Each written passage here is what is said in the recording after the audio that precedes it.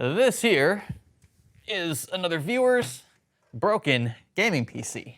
Broken in more ways than one. Now look, I love used hardware. I've championed it over the years on this channel. You can find great deals out there. Yes, even today, this rig is really no exception. This was put together with a bunch of used parts, and it was working for the better of roughly 2 years. Hey buddy, would you mind giving me and the viewers a brief moment? You can come back to sniffing the rig after.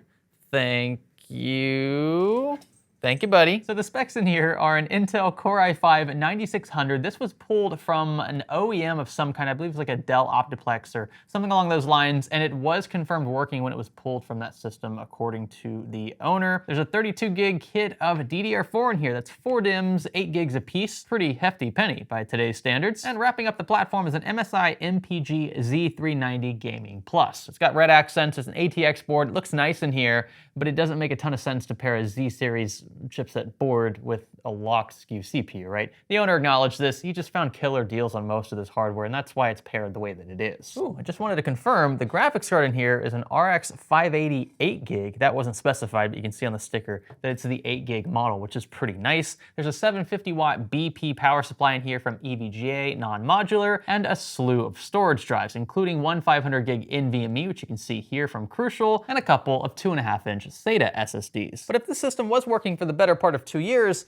why is it in the office? The owner says that his 11-year-old son, who he built the system for, was gaming one night, powered it off as usual, and then went to power it back on the next morning, only to find that it showed no signs of life. LEDs wouldn't turn on, fans wouldn't spin. It was completely dead, and he didn't know why. And I'll be honest, this is my favorite symptom to troubleshoot. When a rig doesn't power on at all, that could take us in so many different directions. It's like ground zero, and I'm ready to dive in.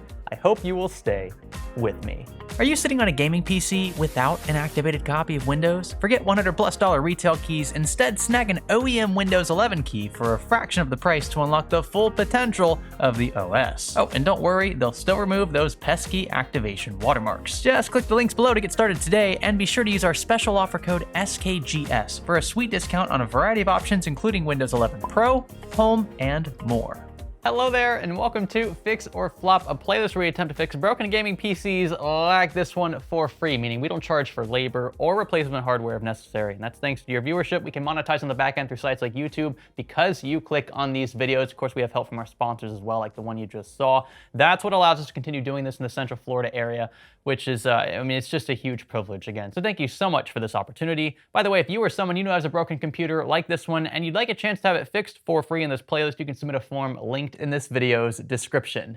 Now, as for this big guy here, firstly, I want to mention that this case is probably going to be upgraded. This is a kind of an old recycled one that the owner had and was just trying to save money. So he threw it into here, but obviously it has several issues. It's missing 5 1/4 tray covers. It has an issue with the front dust filter. There are missing PCIe slot covers at the rear, and it's all around just a bit dirty. It's a bit bulky, really. There's a ton of wasted space in here for what this system is. I've talked with the owner ahead of time. We're going to surprise his 11-year-old son with a sweet case upgrade. That's coming a bit later in the video.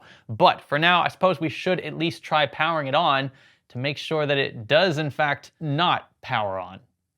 I probably could have worded that better. And while I'm setting up, I should take the time to mention a few things that the owner says he's already tried. Now, we're gonna have to verify these in person if we get this far into the process, just because we can't make a habit of trusting anything anybody says in this business, right? We always need to verify things with our own eyes. It's nothing personal, it's just how it is.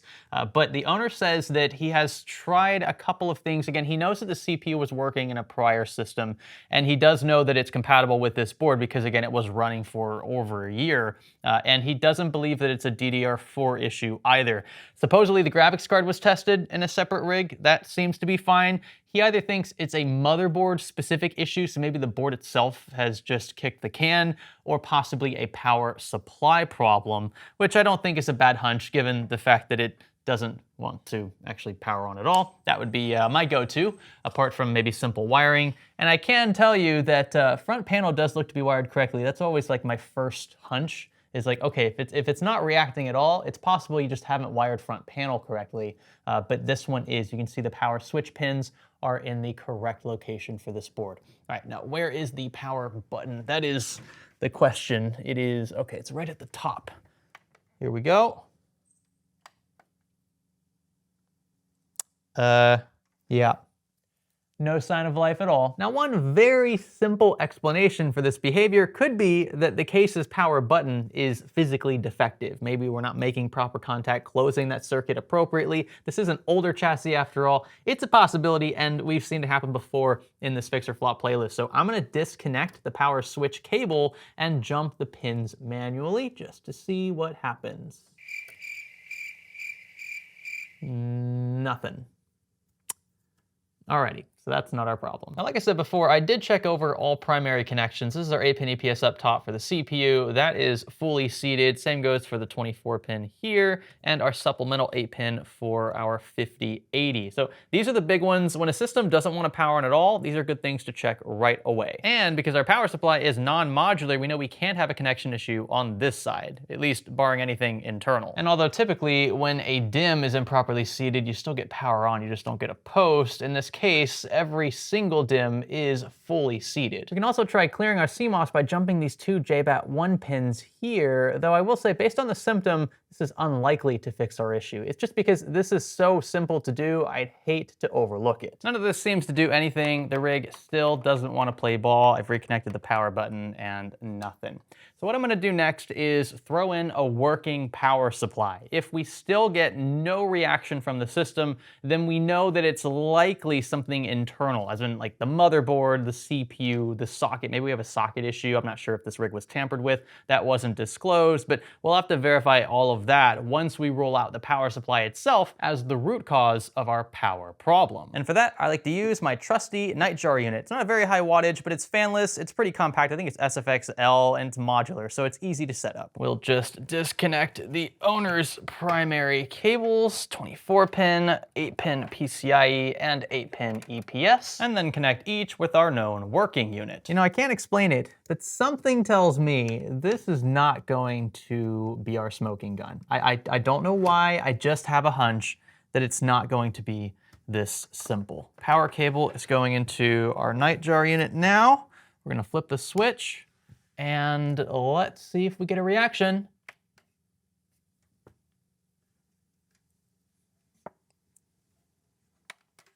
Nothing? Yeah.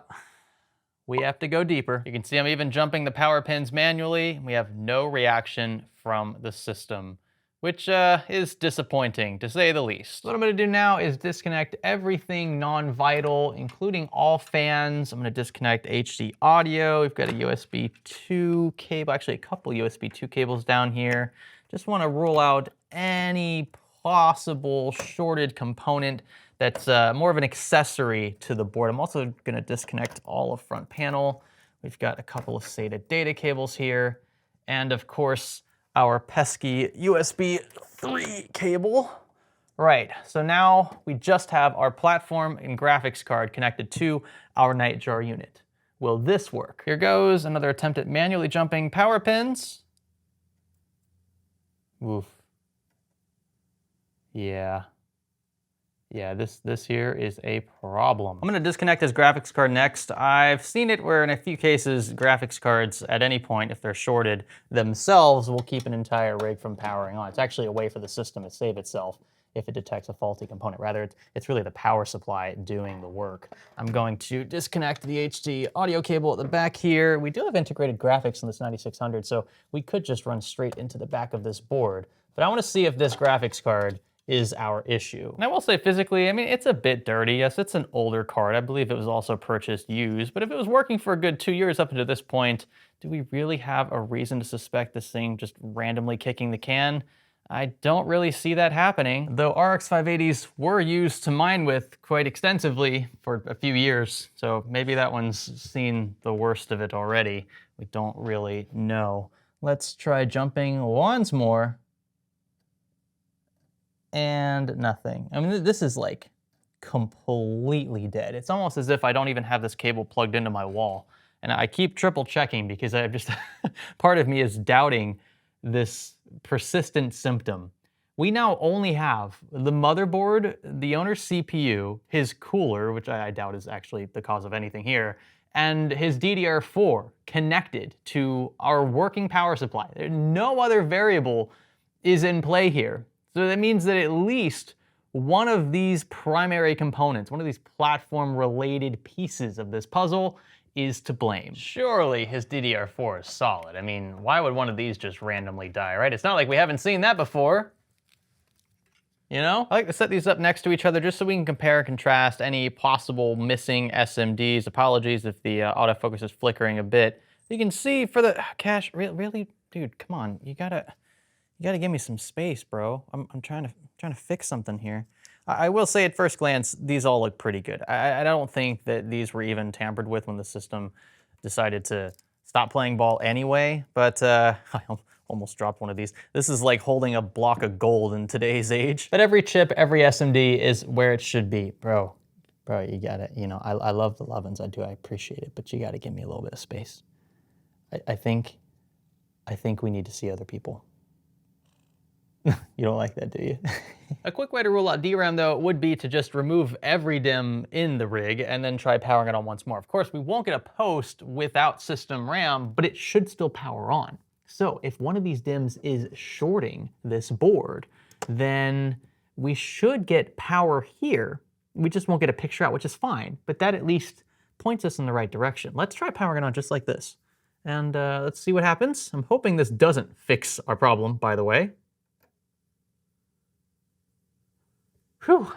Alrighty, the system still does not want to power on with DRAM removed entirely, which means that our problem is isolated to either the motherboard or the CPU, excluding the crucial M.2 that's attached there. I highly doubt that's a symptom of anything. But yes, we should remove it just in case. These are so easy to work with. Quick visual inspection here. What we can see that's not covered by a sticker, all looks well. I mean, it's not burnt, so, you know, that's a start. It looks like then this motherboard is coming out. We don't have much of a choice. Now, this is my known working i5-9400. I'm actually surprised I even have any more of these because they are getting on the older side, but I know it works because it's not labeled as bad or broken. I usually try to keep these separated. What we're gonna do is pop this into his motherboard and see if we get any sign of life. Meanwhile, you'll probably notice I'm in a different shirt, and that's because a few more days have passed, and there's a good reason for that. I'll tell you in a second. I want to see if my known working chip works with his board, because if it does, then that would tell us that his CPU is cooked. That's a quick fix at this point, since everything's basically torn down, but I have a good feeling it won't, and I want to demonstrate that here. So, with my 9400 in, I've got a known working power supply connected. It is on. This should fire up. And nothing. Not a shred of life coming from this unit. And I've actually connected a fan here. It's sketchy, but it's connected, and it would be spinning right now if the system was on, just connected to the CPU fan header. We got nothing. There's something seriously wrong with this board, which I suppose at this point shouldn't be all that surprising. And that cues in why we had to wait a few extra days. This is a replacement motherboard I found on eBay, a Z390 gigabyte board for 80 bucks. Now it is used, it does carry a small risk of not working, so we're gonna test this independent of the owner system before we throw everything together. But this was pretty much inevitable. I saw the writing on the wall, and if I'm being honest, I did actually test with my known working CPU his board before I placed this order. So no, I didn't go in blind. That means that the motherboard is the only variable left. Let's check the socket quickly and make sure that looks very clean as well. So no damage there. We should be able to safely drop in our working chip. At this point, we're just looking for a sign of life. So if this fan will turn on and spin, maybe light up, that is good enough for me to move forward. It's much better off than where we started. Here we go. We're gonna jump the power pins. And there we go. We actually have a debug LED down here at the bottom. It's flickering between CPU and DRAM. That's pretty normal for a first boot, but this is already much better off than before. The CPU is heating up as normal. I'm gonna go ahead and call it here and assume we can move forward. A bit risky, but this should save us a bit of time. Oh, and before I forget, it also works with his CPU. We don't want to forget to check that. I'm gonna apply some Ninja Grease for the CPU cooler reinstall. It's a company straight out of Japan. They sent this product to help us out in this playlist. We'll have their product link below if you are interested. Let's dab it up here. Not too much for these smaller IHSs, and we can carefully sandwich down the tower. Now comes the part where we normally remarry the platform to the case. However, I don't want to reuse the original. It is a bit beat up. Like, I'm a sucker for these older chassis. You just don't see design languages like these anymore. But this one is a bit worse for wear, and I've already again talked to the owner about a swap for his son. So this here is the Montech TG3, and we saw this at Computex this year actually, and it's an incredible case for the money. Somewhere in the $60 ballpark, if I recall correctly, but it does come with a healthy arrangement of fans, including a unified 360 arrangement up front, which is super cool. I think it should just be a good chance to, again, take advantage of an opportunity to upgrade in a place where I would say it's fairly warranted. Again, this old chassis is just, well, it's seen better days, and I just wanted an excuse to work with a TG3. This was such an impressive case at Computex. Here we go, best of both worlds. Also, yes, I'm pretty sure that's a typo. It's supposed to say true performance, not Cure. Maybe we can sort that out before launch. Wow, ain't she a beauty. Now, full disclosure, we're not being paid to show this case off in a video or anything. This isn't like a promo spot. I just asked Montech to send this because it was so impressive at Computex. You can see for the money, you do get a heck of a lot. So this Unified 360 is included with this case in this price, and it actually features reverse blade fans. So you're gonna have fresh intake from the right side, which is of course perforated, and you don't have to see those ugly fan frames because of the inverted nature of the blades. We also have a 120 mil exhaust at the rear, and this is a different color basement than what I remember. This is like a silver sheen basement, which contrasts the rest of the chassis quite nicely. Back connect motherboard support, up to 360 mil support up top, I believe, and we've also installed our IO shield, in case you're wondering. It doesn't come like that. So let's go ahead and throw the platform in here, and wow, this is, yeah, it's gonna make a world of difference. Also, yes, in case you're wondering, this case is going back to the owner. He might repurpose it. I know his 11-year-old's got some stickers and things on here, Pokemon, Naruto, some other stuff. So I'm gonna give this back to him. Maybe he can repurpose it or give it to another son or daughter of his down the line. Easy does it then. We're gonna gently drop the board into position. We'll use the rear IO shield as a sort of alignment guide. Now we do have an extra standoff in this board where it's pretty atypical. So we're going to have a spot where we cannot actually secure the board, but the other spots are all there. So we should be able to get this nice and tight. Just wanted to point it out because yeah, it's in a pretty unusual spot. Next up was our power supply reinstall, front panel wiring, HD audio, USB 3, the 24-pin, 8-pin EPS, all of the goodies we need to power this platform. The SSDs were also installed, 2 of those that were included in the original chassis. These actually have a proper place to mount in the TG3, unlike the previous case, so these definitely aren't going anywhere. When I was satisfied with the right side, I switched over to the left, cleaned things up just a tad more, and then switched my attention to the graphics card. Again, this looks very clean. We don't suspect that there's any issue here, so we're gonna go ahead and reconnect it, and of course add our supplemental 8-pin to ensure that everything powers up properly. Now, I've got to say, what a transformation just a case alone makes for even older hardware like this. Now, of course, we swapped the motherboard as well, and that tends to be a bit more subtle on the aesthetic side. You won't really notice a big change there unless you're switching from a board that's pretty bare like this one to one that's much beefier, has a ton of heat slabs, etc. But I've got to say the TG3 just is working wonders for the way this thing looks. I think that the owner's son is going to love this. But here's the all-important question. Will the system actually power on, which will already get us further than we've ever gotten with this PC in this video, and will it load into Windows? I'm assuming Windows is loaded on one of these 3 SSDs. We're just gonna go for it. I'm crossing everything I got. Where's the power button? I'm going in blind. Is it that? There it is. Okay, cool. Yeah, so things power up. We are already in a much better position than we started. I think that board swap's gonna do it. I'm just hoping we don't have anything else broken here. Most of the time, if a board's defective, the power supply senses that, it's gonna save as much as it can, at least if things are working properly. And there we go. We've got our post, and it does appear to be loading into Windows, which is fantastic. It looks like Windows 11, judging by the scrolly wheel. Now, we did swap the board, so we're probably gonna have to update a few drivers. We're sticking with the same chipset, but you know, different vendors. There might be a little bit in the way of setup here, but it should all pretty much be automated. And as long as we can get to, I'm not sure why it's saying we have a problem over and over. That's mildly concerning. So it's boot looped like 3 or 4 times now, and it seems to throw some sort of error code from Windows every time it restarts. I'm hoping that doesn't happen this time. It actually tried to kick us into recovery and then backed out of that as well, which is not the greatest of signs. So you can see it sees Windows there, and then it jumps straight into this. Your device ran into a problem, needs to restart. You have to be very quick with this because it turns off very quickly after that thing pops up. You can see it tries to get into the recovery environment, which is normal. That's what we want, because from there we can try to make some changes. But there's a message that I saw that was pretty concerning. And it's, well, actually, this is a different one. Kernel auto boost invalid lock release. Like, what? So it's kicked us into the BIOS, which is where I was headed anyway. I'm curious what sort of BIOS revision we are running on this bad boy. And I'm also curious where it sees Windows. So this BIOS, yeah, this is an old BIOS, 2019.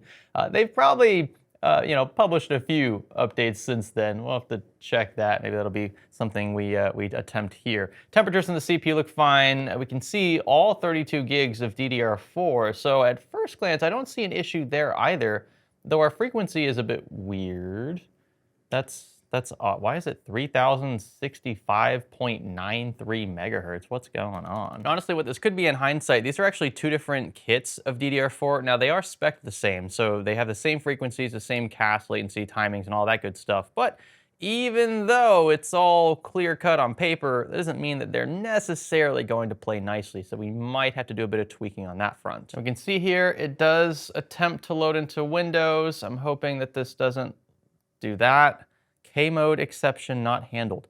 Every time this restarts, it shows something different. I have no idea what this means. And would you look at that, the most recent update for this board came out in June of 2025. So that's like 6 years after the revision we're currently running. We're gonna download and extract this to our thumb drive. So don't mind me, I'm gemstone crabbing in OSRS. Then we'll connect said drive to the back of the owner's board. Then update from this side by clicking F8 or entering the Q flash interface. We'll select enter, and then we're gonna find our drive. Why are these all A unknown devices? That's weird. What is, okay. This is weird. It's like we have tons of partitions on these drives. Like I can see inside all of these, but I can't see my thumb drive. What's up with that? Huh, that's weird. Why are we running Intel RST again in SATA? Surely the two SSDs in here are not running like a RAID 0 or something. I'm gonna try AHCI and see if that helps things as well. I can't even get into my USB. It's not detecting it. And of course now it always freezes when I try to save and exit to restart the system. This is getting very frustrating. Oh, okay, well hey, this is better. I'm not sure if disabling RST fixed this, but we can now see individual drives in this system. It's weird, he has like three different like Windows partitions, or maybe that's the recovery.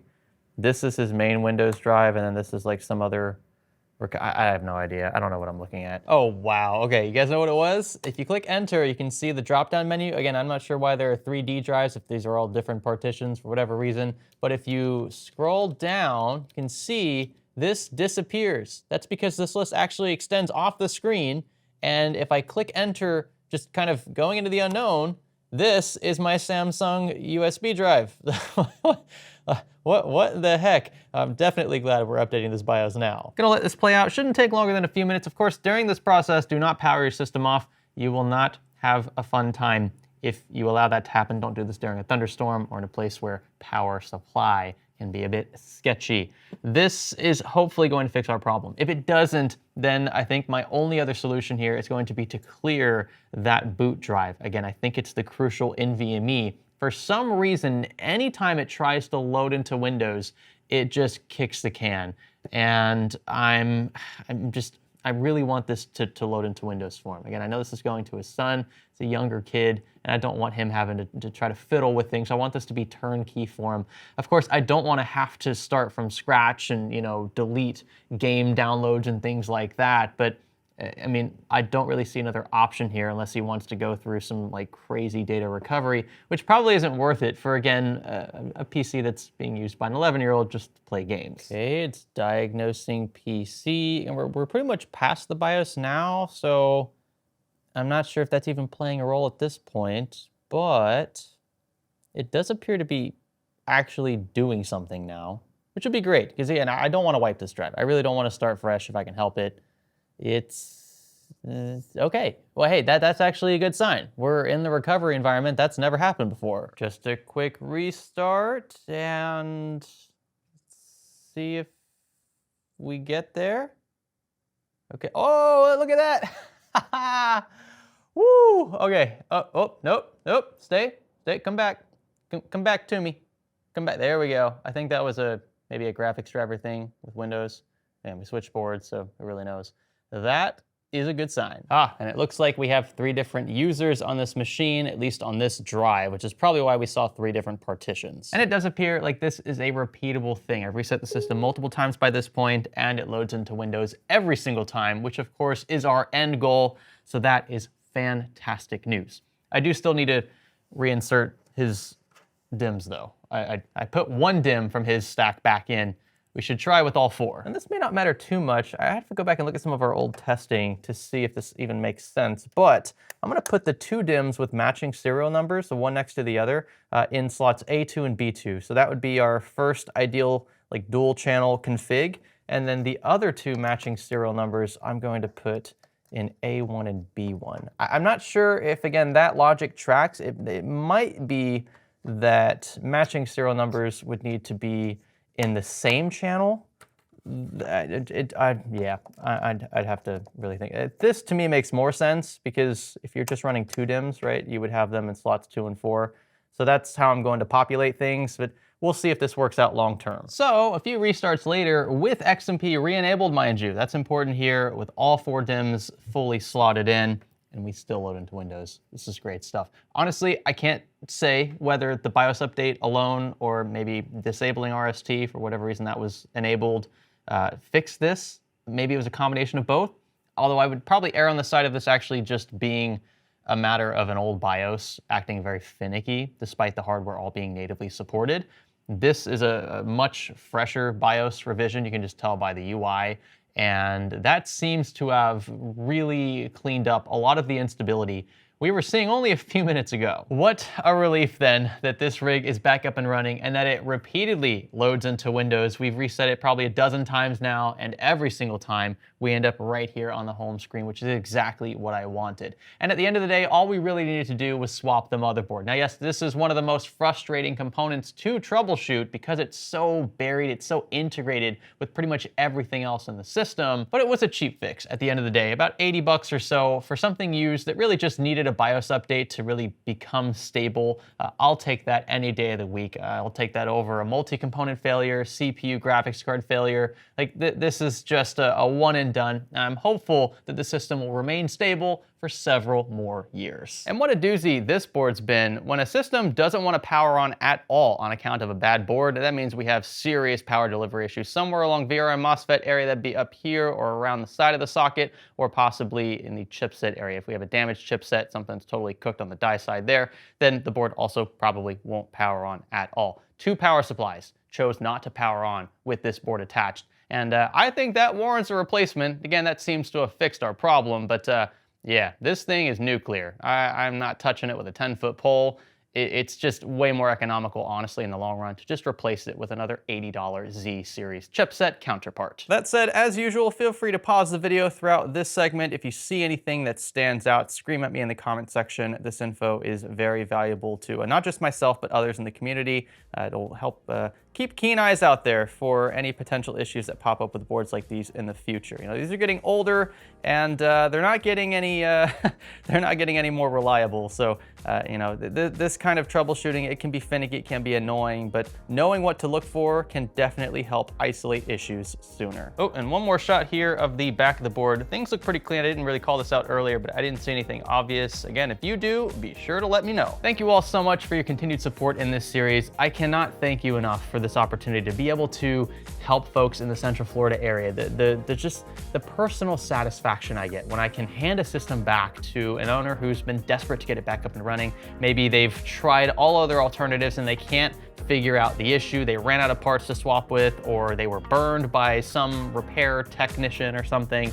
Like this is just such a cool gig. And again, we can only do this because of your support. Your viewership alone goes such a long way. Now, if you or somebody you know, again, has a broken computer like this one, or at least like this one was, and you'd like a chance to have it fixed for free in this playlist, be sure to submit a form. It is linked in this video's description. Again, big shout out to all of those who have made this possible, including Montech for sending this TG3 out. Again, this case is awesome. You can also find this linked below. Thank you again so much for watching, and thanks for learning with me.